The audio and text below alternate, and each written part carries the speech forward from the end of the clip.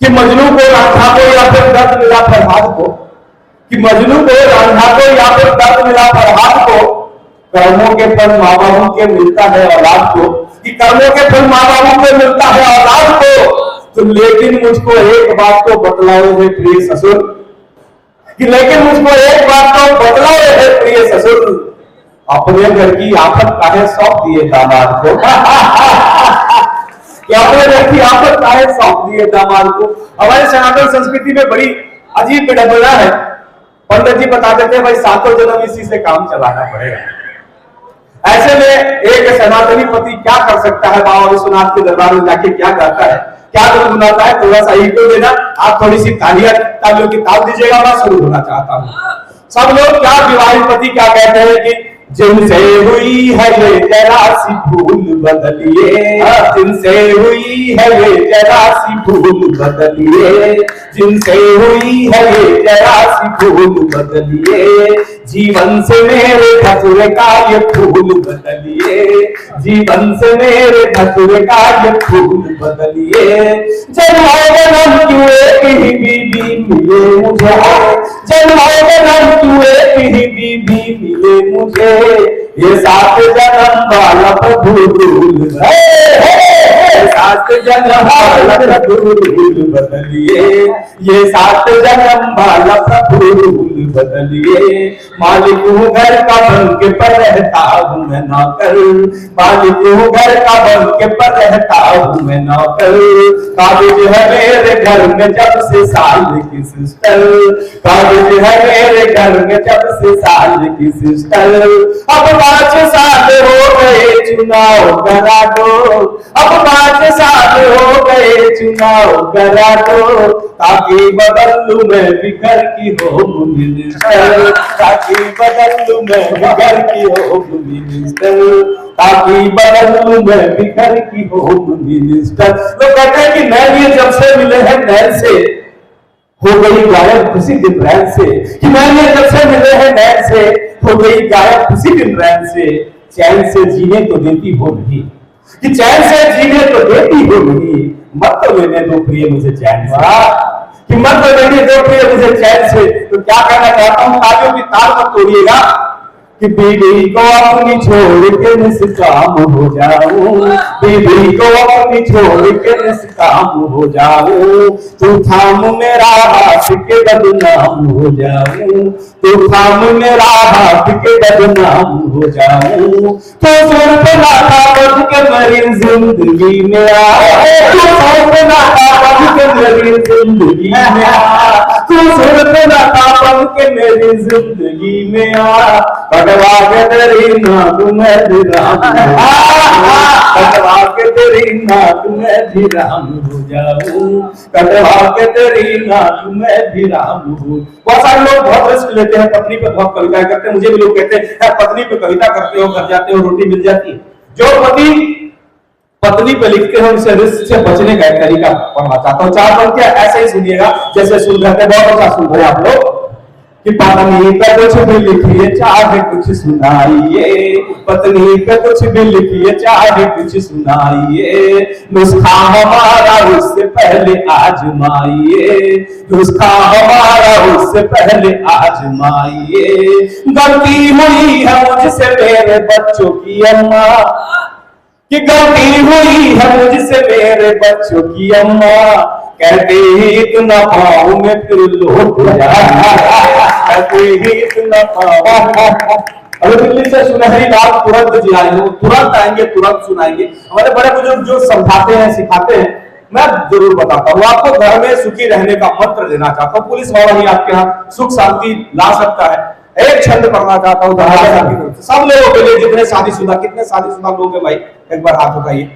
सारे लोग शादीशुदा है, बहुत लोग शादीशुदा।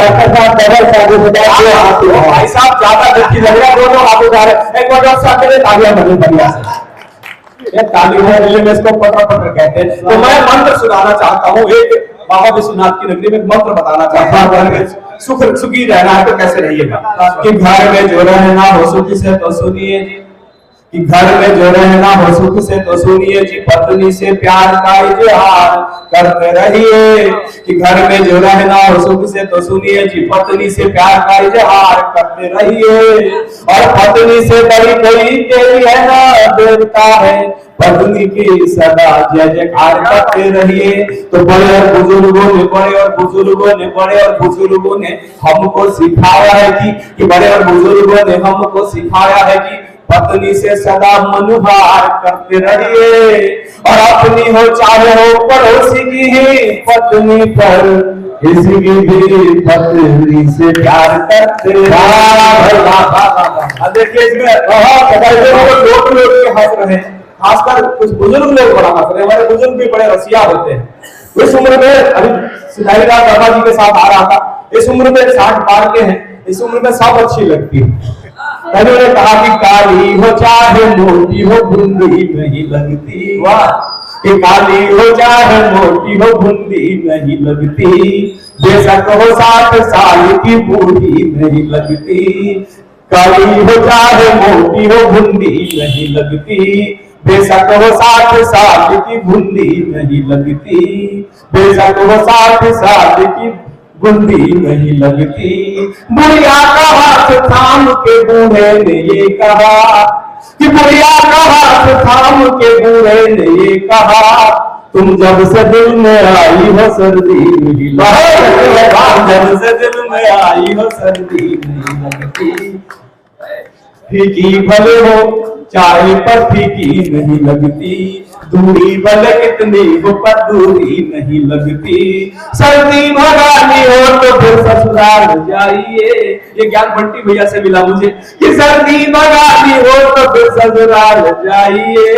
साली जो ससुराल में सर्दी नहीं लगती, साली जो ससुराल में सर्दी नहीं लगती।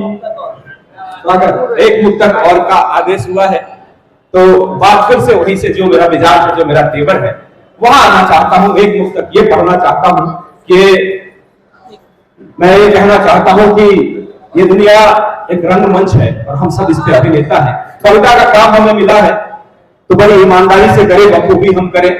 इसके लिए मैं कहना चाहता हूं कि रिश्ता नाता शब्द अर्थ का, कि रिश्ता नाता शब्द अर्थ का भाव से मिल तय करते रहिए। कि रिश्ता नाता शब्द अर्थ का भाव से मिल तय करते रहिए। कविताएं खुद बोल उठेंगी, सम्यक अन्वय करते रहिए। कि कविताएं खुद बोल उठेंगी, सम्यक अन्वय करते रहिए। ये दुनिया एक रंगमंच है, ये दुनिया एक रंगमंच है और हम सब अभिनेता हैं। तो ये दुनिया एक रंगमंच है और हम सब अभिनेता हैं। तो जब तक पर्दा गिर न जाए तब तक अभिनय करते रहिए। जब तक पर्दा गिर न जाए तब तक अभिनय करते रहिए। और उलूक देवता के लिए 4 पंक्तियां पढ़, चूंकि उलूक महोत्सव के लिए मैंने कुछ तैयारियां की थी। आदेश ये हुआ कि अपने तेवर में पढ़िए, तो मैंने वो पढ़ी। 4 पंक्तियां। बनारस में बात करने का अपना निजाम है, उल्लू को उल्लू नहीं उलूक कहते हैं। तो मैंने कहा कि करिए गले को तर सटक के थूक बोलिए, कि करिए गले को तर सटक के थूक बोलिए, गलती से भी ना सच कहीं तो टूक बोलिए। और काशी में बात करने का अपना निजाम है, कि काशी में बात करने का अपना निजाम है। उल्लू भी दिखे तो उसे उल्लू। पत्नियां महिलाएं बहुत बैठी हुई है और लोग कहते हैं कि बीवी को सर पे चढ़ा रखा है, बीवी को सर पे चढ़ा रखा है। भाई उनका हक है। तो मैंने कहा कि सर पे सवार होना यूं उसका हकूक है। हकूक मतलब हक, की सर पे सवार होना यूं उसका हकूक है। लक्ष्मी है पत्नी तो पति एकदम उलूक है, कि लक्ष्मी है पत्नी तो पति एकदम उलूक है। और गधा कहे उल्लू कहे या बैल ही कहे, कि गधा कहे उल्लू कहे या बैल ही कहे, पत्नी का हर सलूक ही जायज सलूक है।